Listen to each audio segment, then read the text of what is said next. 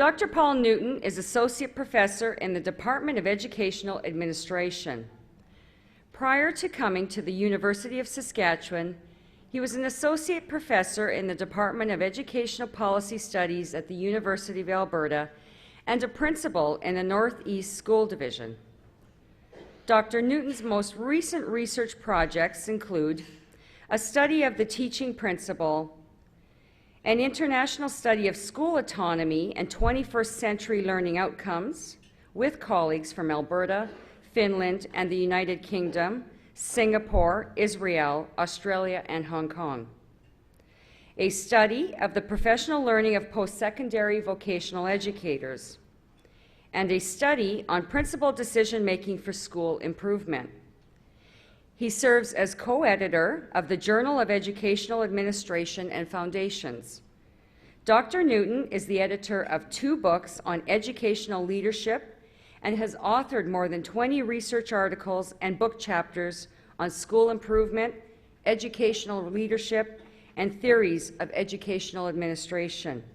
Please join me in a warm PSBA welcome to Dr. Paul Newton.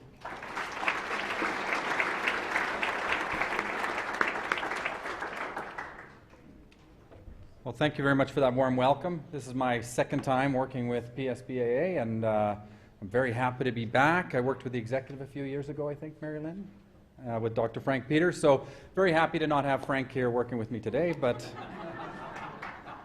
and to steal from Norm Yanitsky, he says, never follow children or dogs. And I, not that you're a child, Cole, but you put an awful lot of pressure on me. If you're expecting another motivational speech, that won't happen this morning. We are going to have some table conversations quite a bit this morning and this afternoon.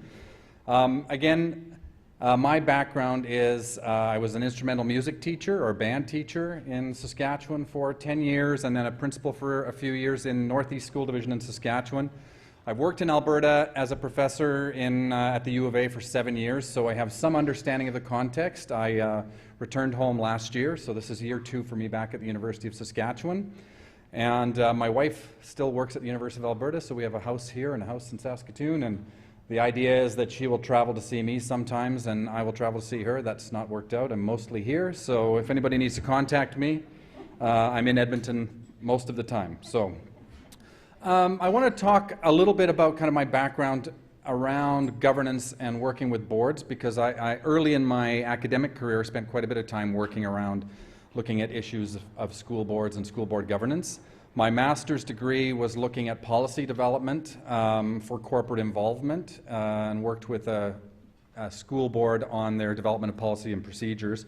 My doctoral work looked at a number of school boards in Saskatchewan and exploring critical incidents in governance. So we talked to the Saskatchewan School Boards Association, and we had several boards nominated as exemplary, but also ones who faced critical incidents, like most boards do. So the study there was how school board members contribute to the dialogue around dealing with critical incidents. And one of the things that comes out of that study, and there's a couple of papers out of that study, is my enduring optimism for trusteeship and the expertise and knowledge and commitment that we see in board members.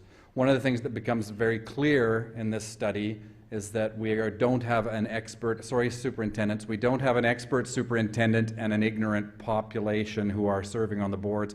We have trustees with enormous amounts of experience and community connections that are vital to the work of school boards. So we'll talk a little bit about that to start, about what is your collective power? What is your individual power? What is the relevance of school boards? And that's where we'll start with this morning. What's the relevance of the trusteeship and the power of the trusteeship? We'll start with that this morning, moving in towards some reflective activities on the work that you've done, and also looking at what's next and how do you sustain what you've done over time. So, one of the things that as was mentioned, a study I'm involved in right now is looking at school autonomy. And I'll talk a little bit more about that, but I'm working with my colleague Jose DaCosta at University of Alberta, and we're working with 7 high-performing countries looking at high-performing in PISA, and what's the connection to school autonomy. And I'll talk a little bit about that, because one of the big questions that comes out about this is in TALIS 2012, which looked at some of these issues around school autonomy and teaching and learning practices. Alberta, or Canada, comes out as an outlier. And TALIS only studied Alberta, didn't look at any other province. So this study only looked at Alberta, and it's an outlier. It's a high-performing jurisdiction with low autonomy. So one of the questions that Joe and I have out of this is, why is that the case? And I'll get to that. One of the reasons is school divisions and boards, and we'll talk a little bit about that. Just to outline the schedule a little bit for you this morning, just to remind you. My wife saw the schedule. It said Maintaining the Dream with Dr. Paul Newton. Anyway, she had a great chuckle over that, and I reminded her that she actually is living the dream with Dr. Paul Newton. So she's looking forward to what Maintaining the Dream number 2 is, but anyway, we're not there yet. So again, we're going to, in the first session, look at our individual and collective power and efficacy, and that's going to be table talk, lots and lots of table talk. We're going to look forward this afternoon, and then hopefully we'll have a little bit of wrap-up. I'm going to try and capture some of the things that you're talking about this morning and bring those back to you at the end. Okay? So today, I think what is most valuable to you is that I facilitate an opportunity for you to reflect on what's happened since last year. The other difficult thing for me that caused me quite a bit of stress was following Drs. Pat and Fred Renahan, who I know quite well, and I know kind of the shtick that they put on. So, and then Cole just made it even worse for me today. So I'll do my best to move us through the day, and I put in purposely a lot of table talk time so that you don't have to listen to me. I don't have as many good stories and jokes as Pat Renahan in particular. So we are going to spend some time reflecting how powerful and relevant boards can be, looking also at maintaining and sustaining the work that you've done, and look at how boards, this is more the afternoon, the generative part of this, how do boards and trustees and school divisions contribute to the transformation of education in Alberta. So I'll read this to you. This session continues the journey of exploring generative governance and its potential to shape the work of school boards. In this facilitated and interactive session, participants will reflect on the directions they've taken over the past year, recognize the collective powers and capacities exercised, investigate the potential of sustainable progress, and imagine the potential for powerful legacies for education in Alberta. So again, reflection we'll start with this morning. We don't often get a lot of time for reflection, I think, in our board work, and I want to make sure that we provide that for you this morning, that you have time to talk. Are we kind of all in like board-alike tables as well? So if you find that there are people at your table you don't want to reflect with, you might want to get up and move, but I'll leave that to you. You're all grown-ups. Right?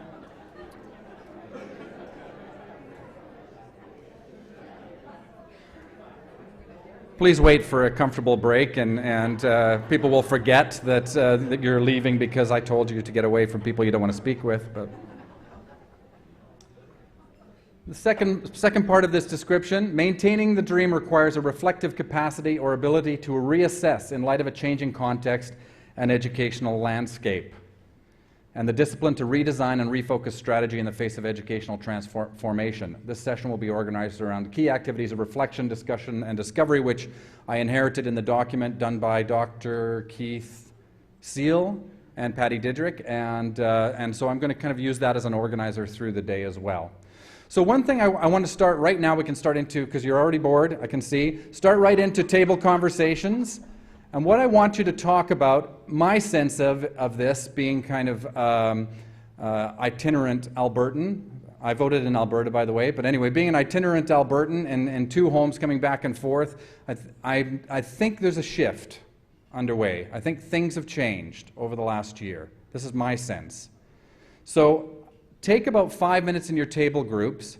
Some of the things I'll ask you to do, I'll want you to report back. Some of them I won't, because they'll be highly personal and it'll make me uncomfortable. But there will be times when I want you to report back. This is one of the times where I want you to report back. And we can use the microphones, but take about 5 minutes at your table and talk about what's changed since last year, if anything. Is there anything that's changed in the landscape, and how are you looking at that or responding to that as a Board of Trustees? Okay, so take about 5 minutes, and then I'll call you people up to come up and volunteer.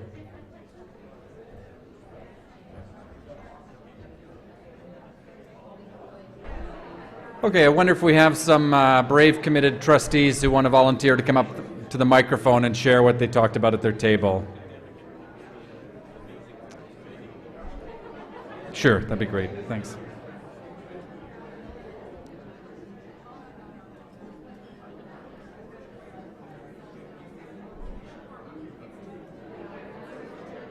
Good morning. Di McCauley from Red Deer Public. We're fortunate enough to be joined at our table with not only trustees from Red Deer Public, but we have the president of the Alberta School Council Association and the vice president of the ASBA representing, Calgary Catholic as well. So we had some great minds talking about what's been happening over the last year. One of the things we were really happy about, but it did impact us, was that we were really looking at a huger deficit than what we were supposed to be having with the past government. So that was kind of a good news story, but we did have to deal with it. Very proud of the 19 boards that participated in the advocacy for education. We felt that was a really positive way to bring focus to education, and we look forward to other opportunities to that happening in the future. One of the things our province is also facing is have and have-nots are getting further apart with the economy. We are a very oil-dependent province. So are certain communities finding that they're becoming more transient? Are they just losing the workers? Are they losing the students? So it's not problems we haven't had before when it deals with, kids coming and not coming to school and kids being able to have breakfast and kids not. We just find that there's more of it now. Great, thank you.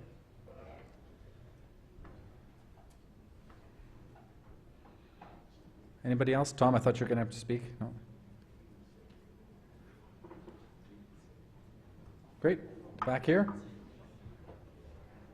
There's one microphone up here and one on that side. Michelle McCashew, Sturgeon School Division. So one of the big things that we discussed actually for the entire time was last year Inspiring Education was of great importance. It was a focal point that we all had to look at as boards. But this year nobody is really quite sure where we're headed. The current ministry seems to have gone away from student engagement.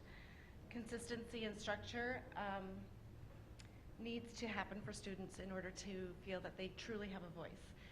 If you take that away, if you are, okay, we need you now, we don't need your information now, we need you now, it's why we often see students not sure of where they belong in the world. And so if we stay consistent in engaging our students and really caring about what it is they need from us, I think that we will see just as many strong voices, just like Cole and his team. Just one more thing, is we are feeling more optimistic though with the new government as school boards, just to have the ability to have a government in a more informative platform where we are speaking back and forth and giving each other information as opposed to a more prescriptive platform. So that's it. Great, thank you.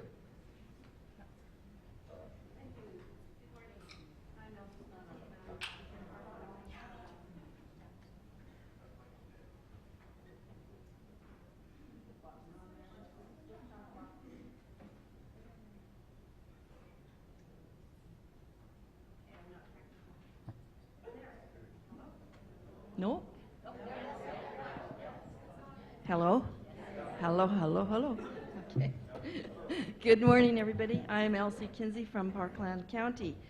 So rather than all the normal changes like ministers, premier, cabinet, we felt that there was more hope and trust in our board last year. And we felt that our board's role has changed because we had 3 new MLAs, and we found that they were so new and so green that we were giving them more information on our role than they were giving us. So we found that that was quite a change. We had huge growth in Spruce Grove and Stony Plain, just absolutely booming. And so we had to deal with that and getting all our kids into the classroom and whatever. We've had lots of progression. We did get announced 2 new schools. One is in the building stage and the other one is on the horizon for 2017, so we're told, so hopefully that happens. The change for us was the new School Act was shelved again. And then Parkland County had many staff changes. We had so much movement in our principals, so we dealt with all those changes. We also unfortunately had a school closure because of very, very low enrollment, and that was a change and quite difficult for our board to deal with that, because nobody wants to see that happen, but you know, you have to do what's right for all students. We are in the midst of new ward restructuring. Restructuring is on the horizon. We've been working with a consultant, and our wards will get changed to help represent the huge growth in our two urban centers, which is Spruce and Stony. And the other more interesting thing that we've done is we have split our board meetings from all evenings to mornings and evenings, and we are very happy with that change. We find that we've got many schools coming forward with students and giving board presentations, and it really lets us know what's happening in the schools and gives us a really close feel to our students. So that's our changes. Thank you.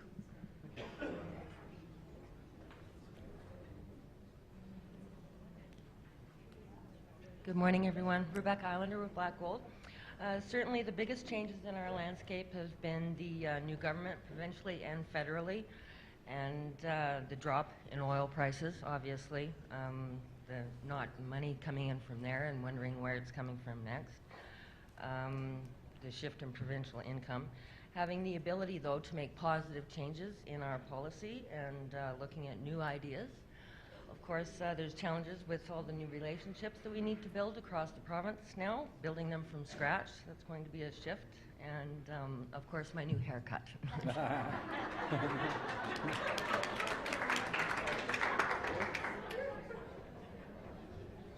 I just did one for trustees in Saskatchewan, and none of them would come up to the mic, so you guys are far more committed than Saskatchewan trustees. Tammy Hinkle, High Prairie School Division. Of course, for us as well, the new government is one of the things that we talked about a lot. There's a level of anxiety, I think, probably at every table about the inexperience of our government, but for us, we talked about the fact that it's truly an opportunity for us to help guide them through the political minefield. And if we see them heading in a direction that might be a mistake, if we can head them off at the pass and let them know before it becomes a big issue, as educators, it's part of our job, whether we're helping to educate the new government or our students. So I think we're really lucky right now to maybe be able to shape some of the future of education. We talked a lot about the Education Act. We were in the process, we were well into the process of making sure that we were ready for the Education Act. Of course, that ground to a fairly quick stop. And so we're kind of sitting there right now where we've got one foot in each area, because we know it's coming. We've already started working on it. We've already changed some of our mindsets about what we need to be doing. And so that's posed a little bit of a interesting take. We have a new school that's opening in our area, actually in December, and for our kids who have been literally working in the gymnasium closets and everywhere, I don't think they're going to know what that space is going to be like. They've never had a full-size gym, and that's something for our division that's great for that community. And we did also, in our division, we built a new learning support center, which brought all of our departments into one area, so we now have efficiencies and we're able to communicate so much better. Our division used to be spread out within the community. All of the different department heads were all over the community, and that's brought us together and really allowed for, I think, some better conversations and working together as a division for our departments. So, thanks. Thank you.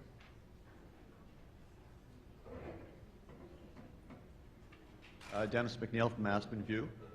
We talked a lot about the new government as well, and there seems to be an openness and a willingness from government to start listening to the voices. I think they're very busy listening right now. I think this is a great opportunity. There's a potential here for us to really provide them with good information to kind of help fill their buckets. Unfortunately, there are some MLAs with lots of holes in their buckets, but that's another problem. We also believe that this has been a very significant year in terms of our FNMI community. And I think there seems to be a real desire here it's more of a concerted effort to move forward, advance our FNMI community and to deal with those issues. There seems to be more focus as well, I believe, on health and wellness in our communities. And again, the Education Act is one of those things that we're dealing with, the regulations. We're trying to work through the policies and so on, and then all of a sudden the Education Act gets held back. We've also been working very hard with dual credit courses in our school division, and we're really proud of that, and we hope that continues with this government, that the whole issue around flexibility in schools is very important to us. So we're hoping that the new minister, I know he's listening, we're hoping that it continues to move forward. So. Deborah Lazinski, Northern Lights School Division. And I won't bother repeating some of the stuff other people have said, but in our division we're moving towards more of a generative governance model, implementing student voice finally this year. Our committee mandate for FNMI is becoming more relationship driven and developing relationships with the leadership in those communities. We've had some really good discussions with our new MLAs, and they are new, so you know, if you have a blank page, let's fill it in. So, and our students contributed at our table too. In Edmonton Public, I'm getting the impression they like the flex time. It's called Halo, I believe, with Edmonton Public, and in our division it's still called flex time, but it seems to be a valuable resource where students can access extra information or help from teachers or explore new things. But they do say they would like more student involvement. Thank you. Thanks. Okay. We'll take the last one. We'll have lots of chance to report today. Russ Hickman, Wild Rose School Division.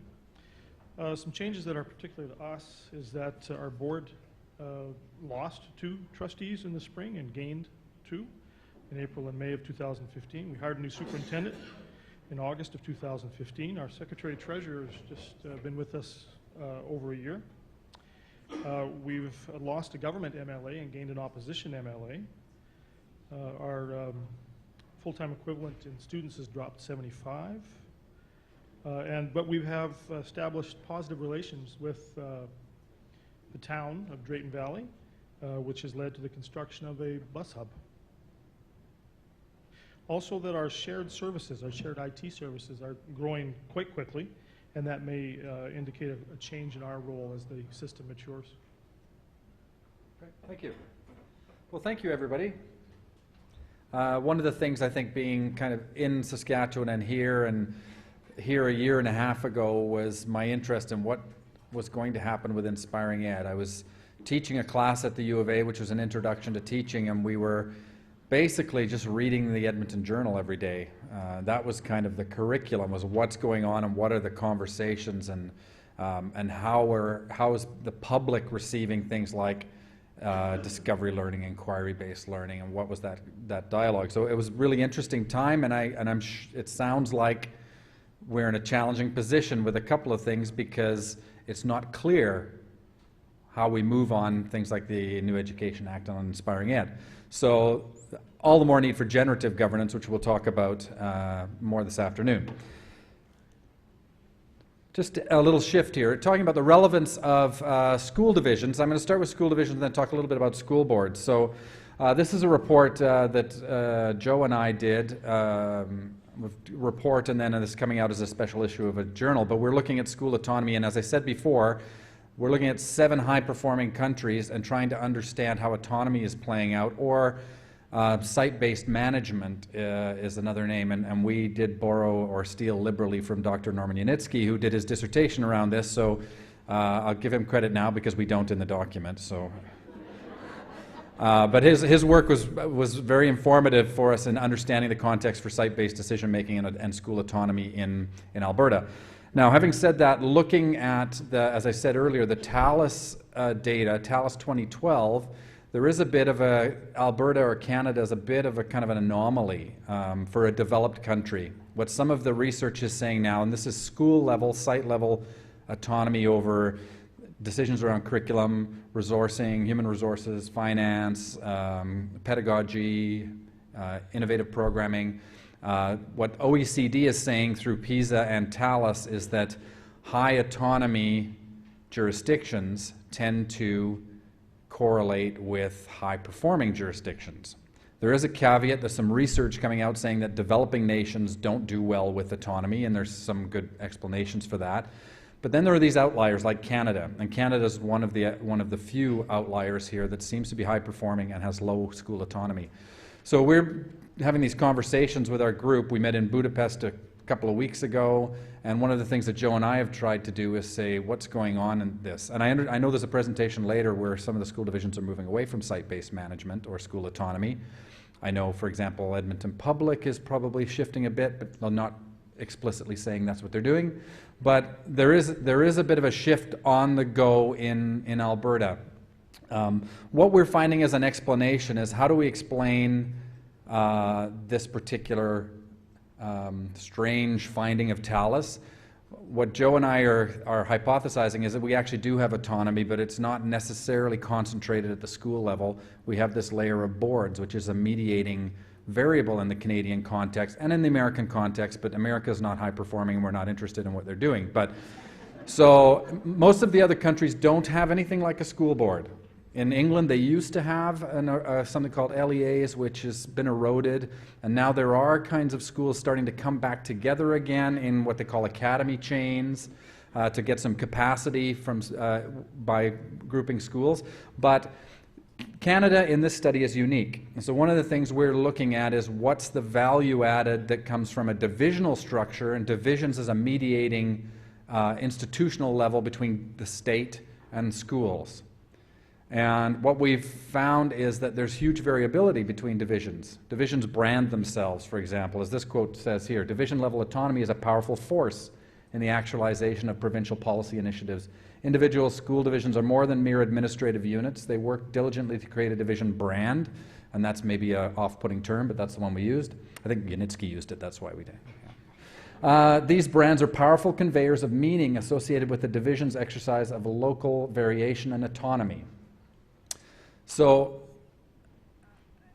school boards, and now I know the Saskatchewan context, for example, one of the things we're interested in is linking autonomy and 21st century learning. One of the things I've found in Alberta, it's quite obvious where the policy is going around 21st century learning, even if there's some stumbling about about the implementation or some pushback going on. In Saskatchewan, there is one policy document that references 21st century learning, and it's a policy document on First Nation, Métis, Inuit diversity issues, and it's just an offhand comment. So nobody is talking about this at the government level, but school boards, individual school boards, SunWest in Saskatchewan has taken this up as what they're doing. And other school divisions are taking up other things that make good sense and are kind of productive initiatives, and they're doing it. So the school divisions, there's an awful lot going on, not just around governance or administration of the schools in their jurisdiction, but also in the educational or educative purposes that they're crafting, and they're taking particular approaches. And I think that happens in Alberta as well. There is, there is a wild rose approach and a wild rose response to the environment that they're in. So I think that's really important. So one of the things that seems relatively clear in Canada is that school divisions really, really matter. And they are, it influences our ability to provide high-quality programming and contribute to student achievement. So that, I won't say it's for sure that that's the case, but it seems pretty reasonable, and lots of jurisdictions are interested in the division level around educational governance and administration. So the question about now, how do boards fit into that? How do trustees fit into that? And there is a little bit of evidence. It's not as slam dunk, because we don't look at those processes by which boards interact with the divisions to create these educational institutions. So, but there is an emerging body of research that talks about how districts make a difference and how boards also contribute to a difference. So this is Bruce Shepard out of Memorial. He talks about an emerging body of research as providing evidence that districts can make a substantial difference in teaching and learning. And he goes further. I'll just read I know this because I'm the editor of a journal, so this paper will be published, but it's currently working through us right now, and I was doing a review of it last week, or a final copy edit. I thought, oh, this actually is very, very useful for my work on the 22nd of October. So Bruce has said, and his colleagues have done a study of school boards and trustees and superintendents across the country, and they have a couple of things that I think are interesting. So one of the things they say early in this paper is that in their work with school districts, they observe that school boards do a poor job of publicizing the important work they do. So in terms of what the public perception is of relevance of school divisions, he's arguing, as you probably all know, when something goes horribly, horribly off the rails, you become very visible to the public. When you're doing great work, you're not noticed. So that you probably are well aware of that already. So he also says it's this very feature of school boards that they are fundamentally invisible agencies that seems to have enabled the provincial governments to amalgamate or functionally neuter their regional presence without any significant public consultation or debate. And he's arguing, obviously, in the case of Newfoundland, where they went from a number of school boards down to 6 or something, and now they're at 1. So he's talking from a context where essentially school boards were dismantled in that province. We see that in other places through mergers or amalgamation. And without getting too political, some of the reasons for mergers and amalgamations are more ideological than they are empirically grounded. I worked in Saskatchewan on something called the Bowen Finance Commission in 2005, which looked at basically an analysis of administrative efficiencies. Larger school divisions, it's assumed, will have economies of scale.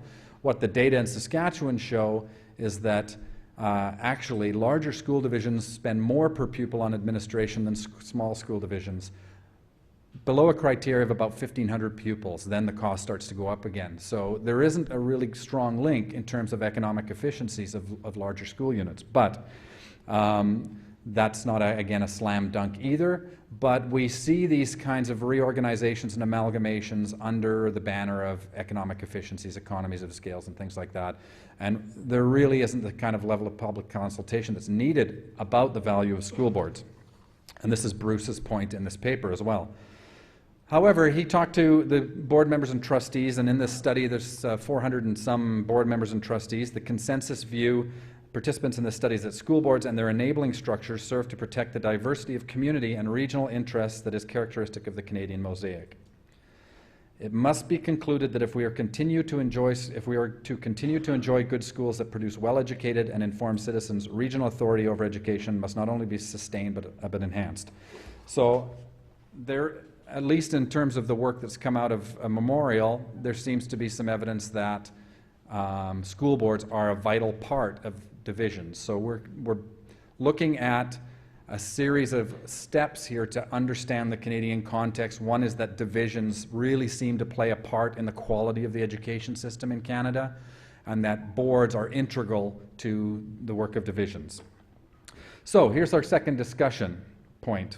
I want to just touch on this second quote here, because this is an interesting story, and many of you may be aware of this, but the Secretary of State for Education in the UK is a man named Michael Gove, and he had people in Alberta studying the Alberta system a number of years ago, prior to 2011, came back to England, made some public statements about, we want to do what Alberta's doing, and what they're doing is site-based management. And that's kind of what was presented by the Secretary of State for Education. This is a journalist with the Guardian newspaper who then came and talked to some people in Alberta and said, is this true? And basically they said, no, it's absolute rubbish, right? So this is her quote here in 2011. Alberta's education system is based on the belief that local school boards, this is what she was told when she came to Alberta to talk to people here, the equivalent of LEAs, local education authorities in the UK, which don't really exist with any power anymore, rather than private enterprise, are best placed to respond to local needs. Although the curriculum and exam system are same throughout the province, enabling province-wide comparisons of student and teacher achievement, Albertans believe that the needs of each school are best addressed within each district. So some of the things that were claimed by the Secretary of State were this move to privatization, increasing private schools, principal-centric decision-making. These are the things that were presented to the people in the United Kingdom about what Alberta was doing and why we're successful. And so this article is really interesting. There's a number of well-known educators in the province who were spoken to about this, so you can look that up. All right, so here's our next table talk, because I've talked long enough. So I'm going to ask you for about 5 minutes again to talk about this question. Okay, so how much, if we take the assumption that school divisions are really important and school divisions drive high achievement, high quality in our province, how important are school boards to that? Are divisions successful because of school boards or in spite of school boards? Superintendents, keep your opinions to yourselves. So take about 5 minutes, and what value added do school boards bring to the division that makes them successful? So about 5 minutes.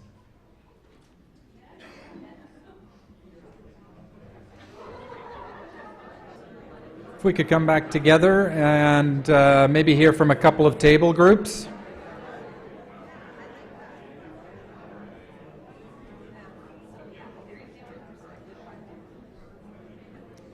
Great, thank you.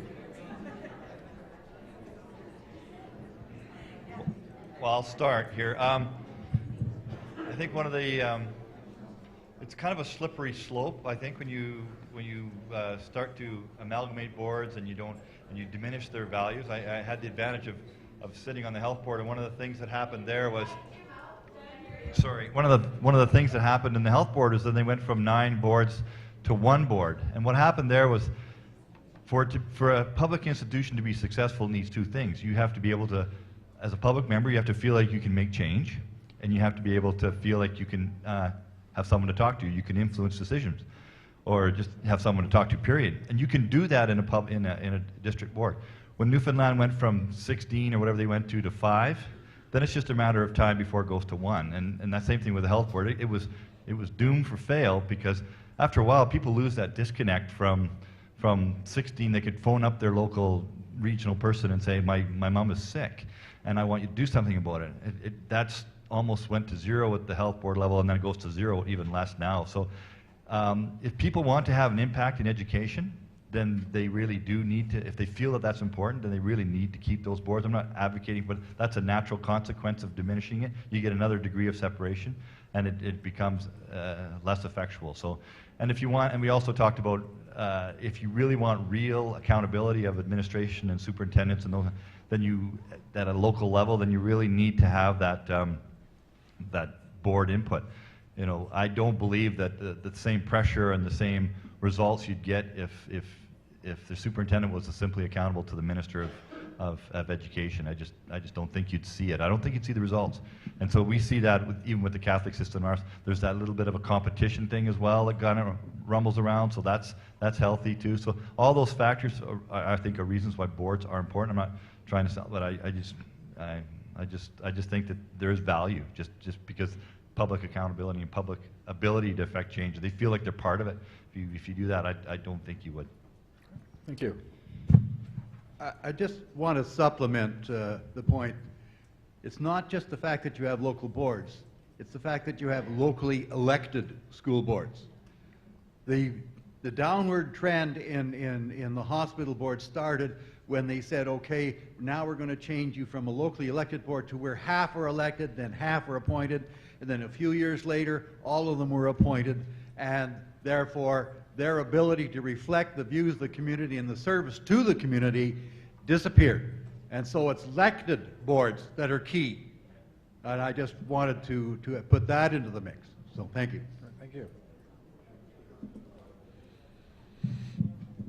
Hi, my name is Barry Latoon with CAS, and I just, at our discussion, and it was referenced in the first one, my experience with the health boards, not only in terms of not necessarily having the representation, but it really sometimes paralyzes decision making, and that the administrators at the local level didn't have someone to make a decision locally and couldn't get a decision made at the central level because they weren't necessarily familiar and were not necessarily ready to make a decision. And so in many cases, something that would seem to be a no-brainer that should be, yes, go ahead, often took months to get a formal decision to move forward with.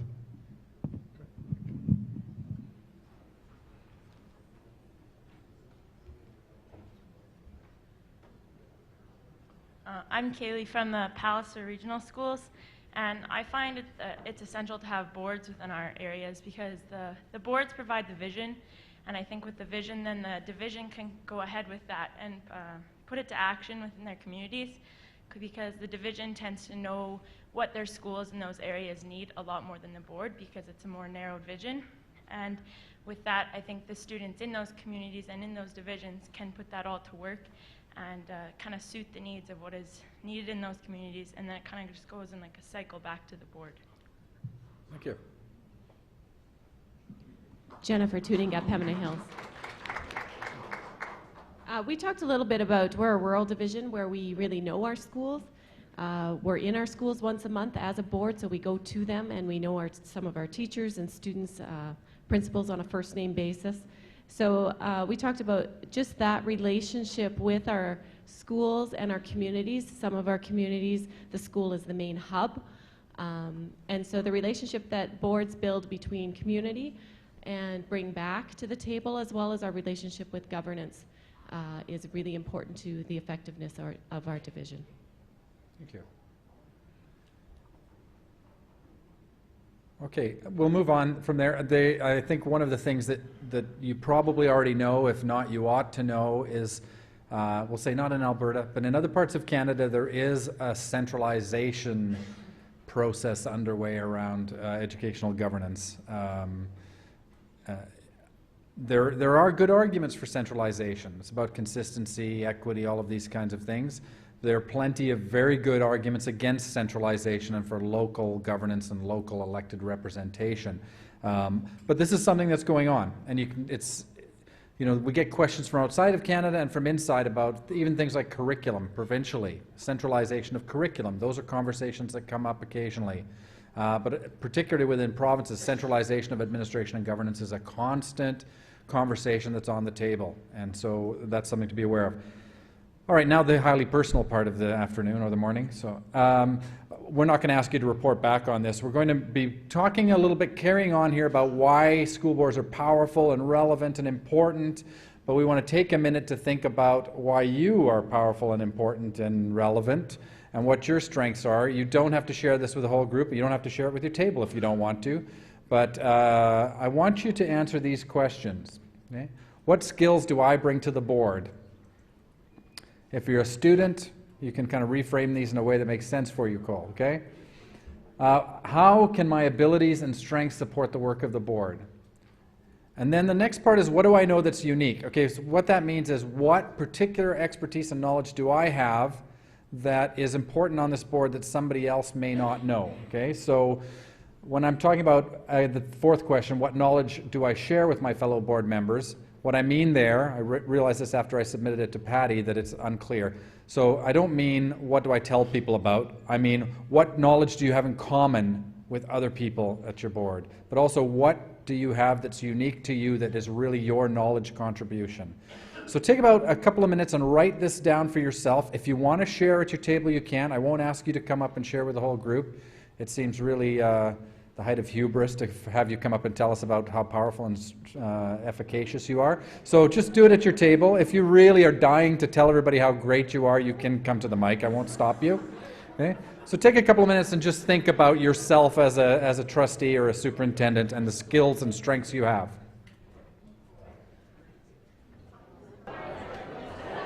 Okay, great. I don't see anybody arrogant enough to come and tell us what your strengths are, so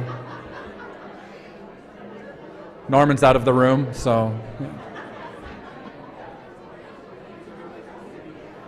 don't tell him I said that, Lorna. Thanks. Okay, next slide. More working together, except you will share this one, okay? So moving from your individual, I'm surprised everybody seemed quite happy to share how good they are at their own tables. Almost right away, you guys started having conversations. Either that or you're very lacking in confidence and couldn't come up with anything and just decided to have a side conversation. So there you go. Okay. I noticed when I went over to this one, they were back on the previous slide anyway, so they were a little bit behind the rest of you. Or they were afraid to talk about their own personal power. Okay. All right, so now, why we talk about our own personal efficacy and power? Because that's fundamental to understanding how we function together as a board, collective efficacy. Okay? So I've never been a school board member. I should have disclosed that early on. I did a lot of work in nonprofit strategic planning, and I was a board member in the arts community in Saskatoon with the Musicians Association and with the folk festival. And so one of the things about great boards is you get a good mix of skills. You get people. When I did my doctoral study, one of the issues we looked at was I can't say actually. Anyway, a critical incident. But one of the things I found out is that school board members, there was an issue around busing, a complicated issue, and the superintendent, I wouldn't say was the most knowledgeable person at the table about transportation, that there were community members who had enormous skill and expertise about, what are industry standards for maintenance of a bus fleet, for example, when school divisions used to have bus fleets. So this was expertise and knowledge that was brought by a trustee rather than by the superintendent. So this mix of personal skill, efficacy, power, and knowledge is a really important thing. And when you have a good mix of a good board, like I'm sure most of you do, then we enhance our collective efficacy, our ability to act together. So this is Albert Bandura. Does anybody know Albert Bandura's work? He's super, super well-known psychologist, probably the most famous psychologist in the world right now. Anybody know where he's from? Mundare, right, he's from Mundare. So he works now at Stanford, I think. He's a professor at Stanford, probably the most influential philosopher in the world, or psychologist in the world today. Okay, so he did work on self-efficacy, and then more recently he's done some work on collective efficacy. So collective efficacy is rooted in your individual efficacy. Beliefs of collective efficacy predict level of group performance. Okay? Maybe that's intuitive and makes common sense. The stronger the beliefs members hold about their collective capabilities, the more they achieve, according to Bandura. And individuals who judge themselves powerless affect little effort or change. Okay? So your beliefs about yourself individually and about your abilities as a group, why have we spent so much time kind of cheerleading the role of the trusteeship? Because it's important that we understand the power we have and we have belief in the ability we have to affect positive change in educational systems.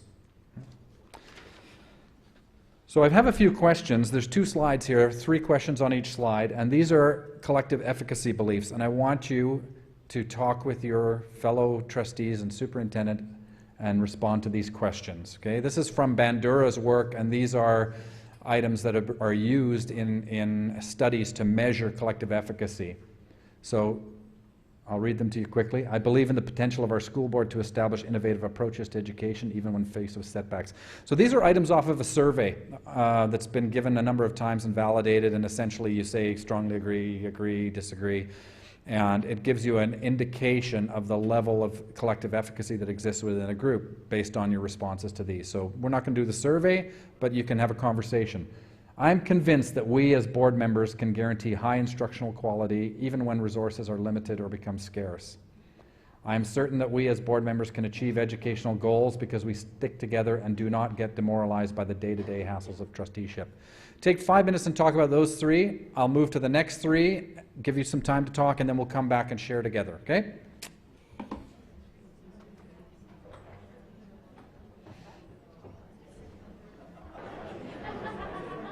I'll put the next 3 questions up if you've exhausted those. Okay. Our team of board members can come up with creative ways to improve the school division environment. I hope that you haven't all just said yes to all of these and then moved on, but it sounds like you're having conversations. I'm confident that we as board members can develop and carry out educational projects in a cooperative manner even when difficulties arise. We are able to lay out our educational goals in a convincing manner to even the most difficult critics because we represent ourselves as a cohesive and competent team. Okay, so take another couple of minutes and talk about those 3 questions.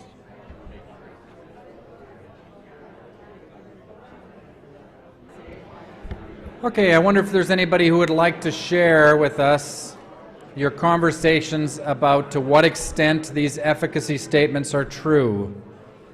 Any brave boards? Particularly, maybe you're efficacious on all 6 statements. Or perhaps I have to pick somebody. Or perhaps you had a conversation about an area of growth in your own self-belief or collective self-belief. You going to San Diego, cool? Have an awesome time? Stay out of Tijuana, that's just trouble. Yeah. That was more my high school experience, but I think you and I are different.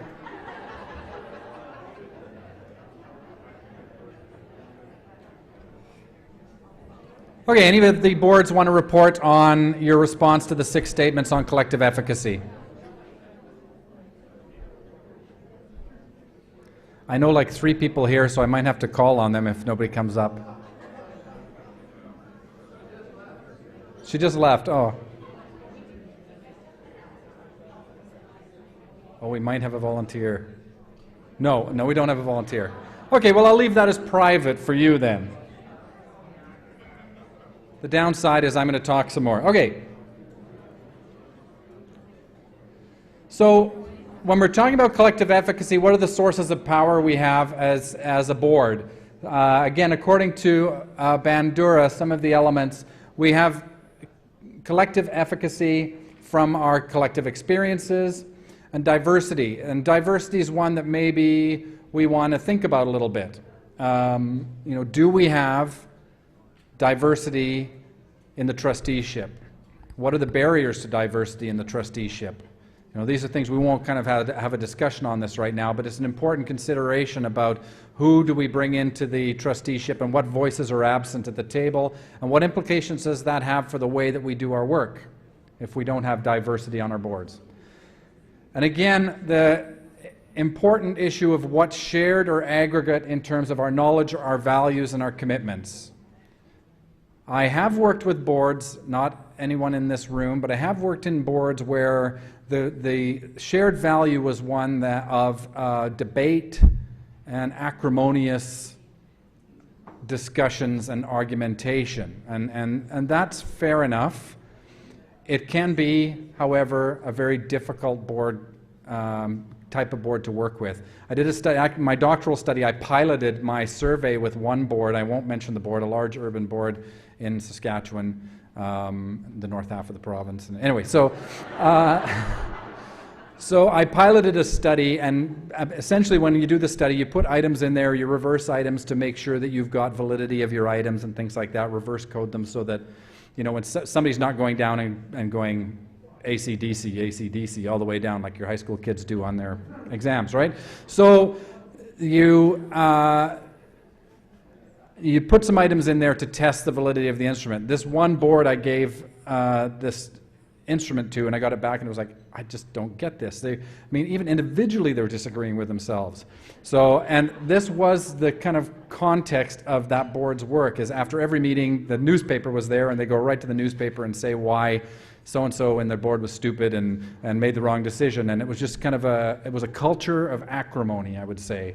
But to the extent that even internally and individually, they couldn't agree on what their positions were. So that's not necessarily a great model for governance. It's also maybe not a great model for governance to have everybody just say, yeah, awesome, Norm, that's great, you go for it, that's perfect. We have nothing to say about this. Is that what happens? Great. So conversation and discussion and disagreements are natural. I think a combative context obviously is not healthy, and I think that has to do with what are our shared commitments and what are the shared values.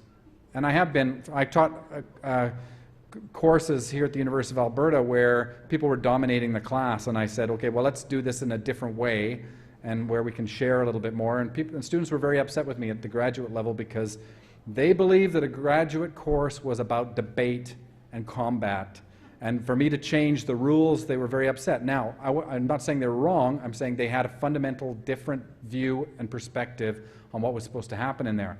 That can happen on boards where I won't say people are wrong, but they may have fundamentally different perspectives on what the social and political interactions are that ought to happen on that board.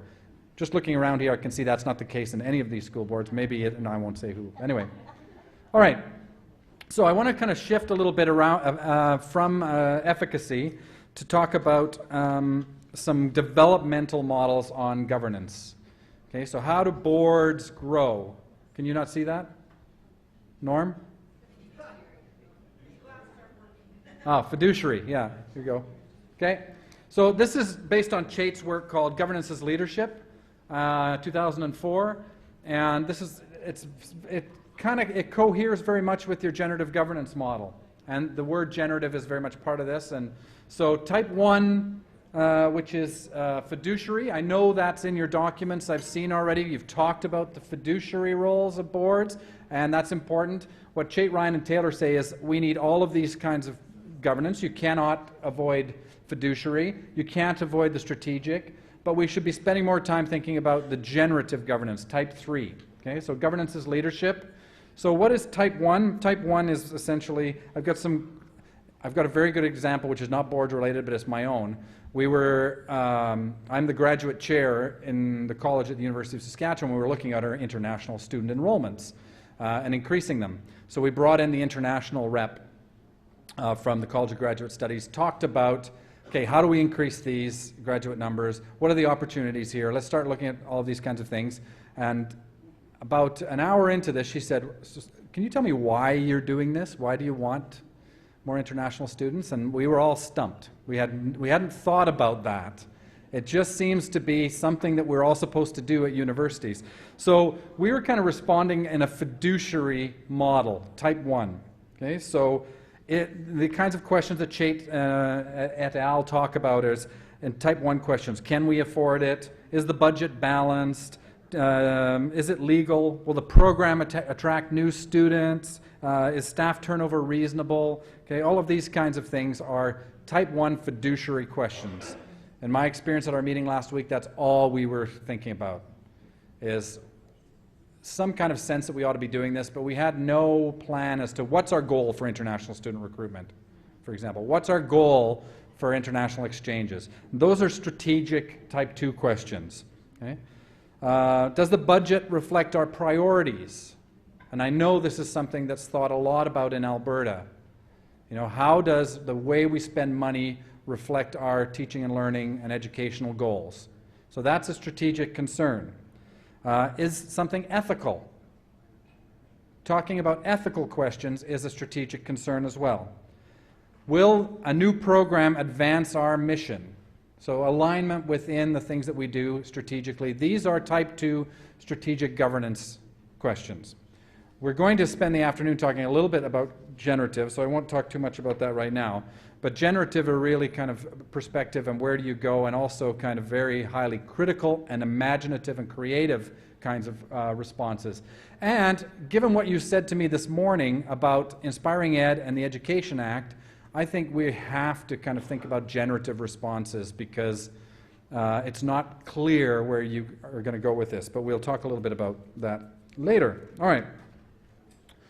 This is Edgar Schein's work, and Edgar Schein is well known in organizational culture, and he talks about the maturity or development of boards.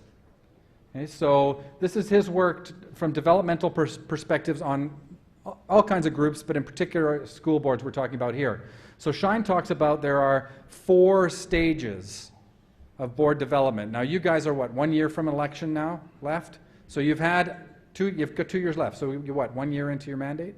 2. It's 4 here. Oh, good for you. It's 3 in Saskatchewan. Good for you. Okay. All right, so you're right midway point.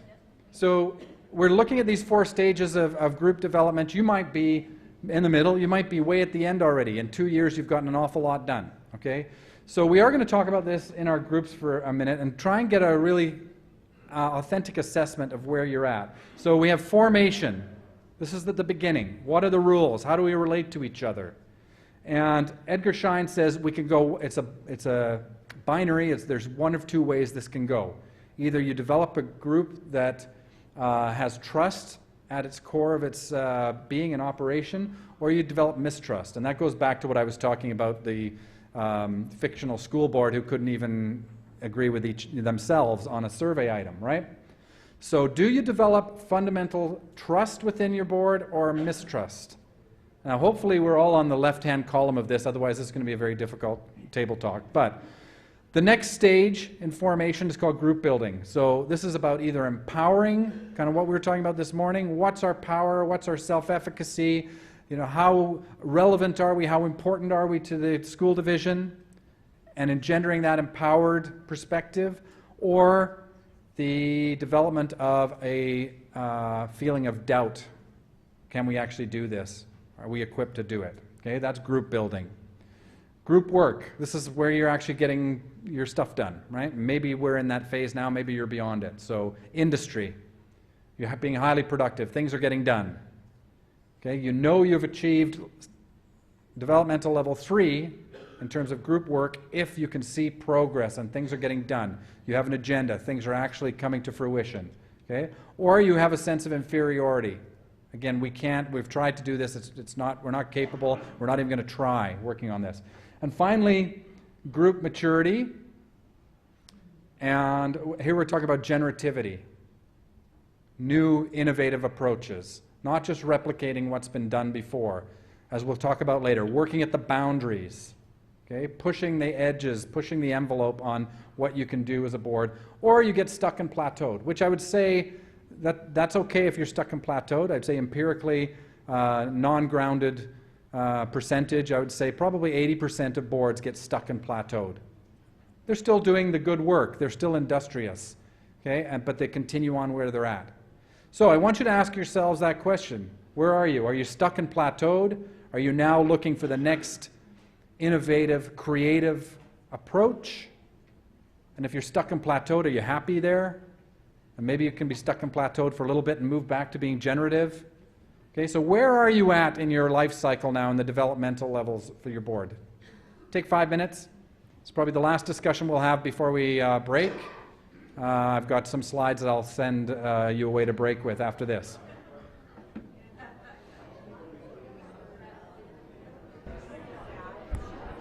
Sorry about that. Sturgeon had lots of problems, so we had to resolve. So we had some interesting comments here about can you slide back? And yes, of course you can slide back. It's not a one-way track. And we talked a little bit about the trust-mistrust thing. Like, can we disagree fundamentally and hold different perspectives, but still, engender trust in the board? So Edgar Schein's work, and there's people who know this work already. He's talking about culture, building a culture of trust, of empowering, of industry, and generativity. So, very quickly, I need to get to through a couple of slides. I'm going to skip through because. Sturgeon's fault. Anyway, they distracted me. So I was actually impeccably timed until that point. All right, so I'm going to skip here. Here's another developmental model. This one is awesome because I developed it, but you probably can't read it. So basically we have, I can't even read it on my notes. So purpose, promise, passion, perform, perpetuate. My former doctoral supervisor loved things like this that had, Rick, I don't know if you remember Dr. Keith Walker. He loved stuff, unfortunately. So he liked lots of things that either spelled something or they have the same letter. So we developed this model a long time ago. It's it's not my style, but anyway, it works. So this is another developmental cycle. You can see collective and individual efficacy needs to grow here. What is good about this one, I think, is the last one, which is perpetuate. The last thing that a board does is ensure that things are continuing and new and innovative practices are occurring. So how do you perpetuate the work you do? That's this afternoon. So the rest of the afternoon, we're going to focus on a learning process, reflecting, discussion, discovery. This is part of what PSBA has put into their generative governance materials. So here's some quotes. We do not learn from experience. We learn from reflecting on experience. So you have lots of experiences as a board. Where is your space for reflecting as a board on what's happened and being critically reflective? And maybe today is a chance for that. We'll do that right after lunch or after the not right after lunch, presentation, then after that one. Discussion. Discussion is an exchange of knowledge, argument, and exchange of ignorance. So we'll talk about a bit about what meaningful discussion is as well. Discussion is impossible with someone who claims not to seek the truth but already to possess it. And discovery. Mistakes are the portals of discovery. So we're going to talk about kind of experimentation as generative. Okay. So what is reflection? Reflection is evidence-based decision making. Okay, well, that's all hot right now, at least in Saskatchewan, I'm assuming here as well. What did you accomplish and learn? How could the experience have been improved? Personal and collective reflection. We'll do that this afternoon. Discussion. Kind of related to our conversation here. If I may continue to beat this dead horse, what does discussion mean? Okay, and how productive can discussion be? Or are we dealing with intractable positions where we're not really discussing, we are rationalizing and defending positions? Okay, so we'll talk about what good discussion is as well. Inclusive and open. Listening. That was effective. That's good pedagogy. No elementary teachers in here. Okay, good. The other part of this, which we kind of had this conversation here, what about disagreement? How do you handle disagreement? Is too much disagreement bad? Is too much agreement bad? I think so, but anyway, we'll talk about that. And discovery, generative landmarks. What is discovery? So Chait and his colleagues talk about generative landmarks in generative governance. What is that? Generative landmarks are typically crises, points where things become really disruptive. The environment starts to shift. That's an opportunity and a potential for generative governance. But it's also a marker for us. How do we understand our generative governance? There are these generative landmarks that come along from time to time, and we have to kind of learn better about being a board when we're faced with generative landmarks. Working at the boundary. We tend to work down the middle. We tend not to want to be too creative and innovative and push the boundaries. As a board, how can boards push the boundaries? Okay, we'll talk about that. Creativity and play. Really important in generative governance. And robust dialogue, which we'll deal with. Okay, so this is when we come back this afternoon. We're going to talk about something, what you've done this year and reflect on it. Think of examples, lots of group discussion. So maybe think about it over the next couple hours before we meet again. We're going to actually look at specific things that happened this year and do some discussion and discovery on that. Okay, so thank you. We'll take a coffee break and then you're back with who? Fort McMurray. Palliser this morning. So thanks very much. Enjoy your coffee break. We'll see you this afternoon.